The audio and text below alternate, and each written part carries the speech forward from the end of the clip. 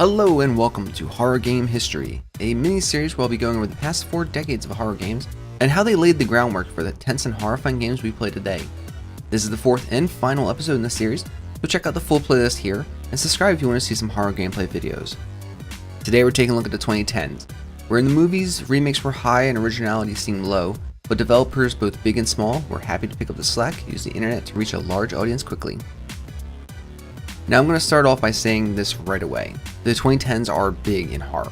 While researching this decade, the reference sheet was over 3 times the size of both the 1980s and 1990s combined, and twice as long as the 2000s.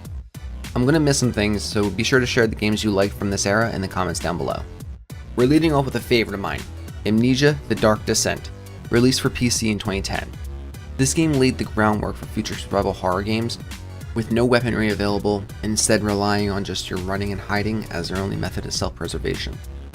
With an intense story delivered via flashbacks and notes, gruesome enemies, and a sanity system which caused spiders to appear, and intense motion blur, Amnesia could really dial up the fear and panic for players. Clementine will remember The Walking Dead for PC, PS3, and 360, released in 2012 by Telltale Games. Taking a point-and-click adventure-style game and adding the walkers and characters of the Walking Dead universe ended up being a massive hit, as the series kept going as late as this year. With multiple options available in each game, some with more weight to them than others, no playthrough has to be exactly the same. Naughty Dog was known at the time for Crash Bandicoot and Uncharted, until they released The Last of Us, one of the best-selling PS3 games, in 2013. We followed Joel and Ellie through a post-apocalyptic world, experiencing a heartbreaking intro, mushroom creatures, giraffes, and a perfectly timed twist at the end. I remember borrowing my friend's copy, and both me and my wife had to beat the game separately. We managed to not spoil it for each other. Also, check out Troy Baker singing in the alternate ending. I'll have a link in the description below, and spoiler warnings if you haven't beaten the game yet. It's so good. Okay, I'm putting my foot down here.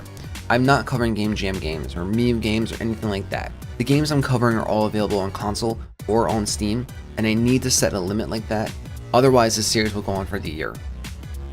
Slender the Arrival, available for PC in 2013, was the first full-length game to come out of the Slenderman mythos. Following Slender the 8 Pages, The Arrival added a story to Slenderman and introduced us to proxies, humans who have been possessed by Slenderman, and how Slenderman hunts his prey. I played the full game on my channel, and I have to admit, it has some really creepy moments, using sound design very well to catch the player by surprise. I don't want to say too much about this game, but it's fantastic, and at this point you should know exactly what I'm talking about by the video and box art. This is Outlast, released in 2013 for PC, PS3, and 360, and it's one of the greatest horror games of all time.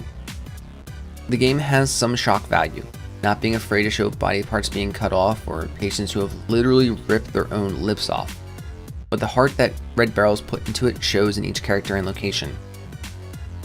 You never feel like the game was cheating or death was cheap, and each time I died I realized it was due to my own fault of getting lost or missing an audio cue that someone was nearby. If you've never played Outlast before, check out Outlast Trinity for PC, PS4, and Xbox One, and it contains the complete series. Alright, you all knew this was coming at some point. Five Nights at Freddy's. FNAF was the biggest thing for the longest time, with YouTubers constantly playing it while screaming their heads off like they're 8-year-old girls at a concert. Released by Scott Cawthon in 2014, the game shot up to the charts. Sequels were being released almost every 6 months, and the final game was released this year.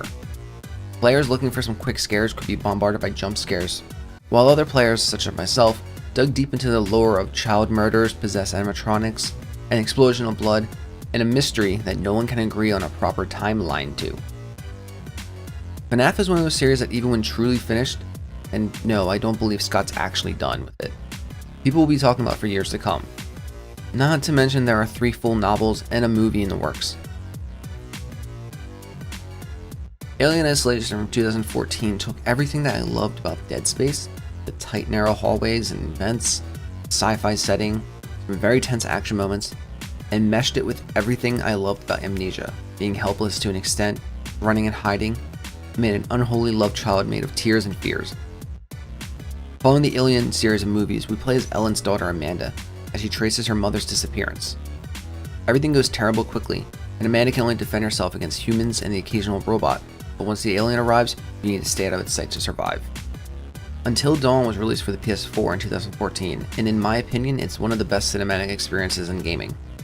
It's a multiple choice, choose your own adventure style game, which starts to blend between real world and urban legends, and there are hundreds of ways the story can go so you can replay it over and over, choosing who lives, who dies.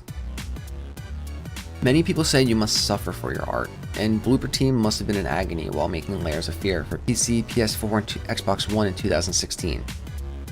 Following a tortured artist who wants to capture his deceased wife's beauty once more, you see what lengths he will go to for the perfect design.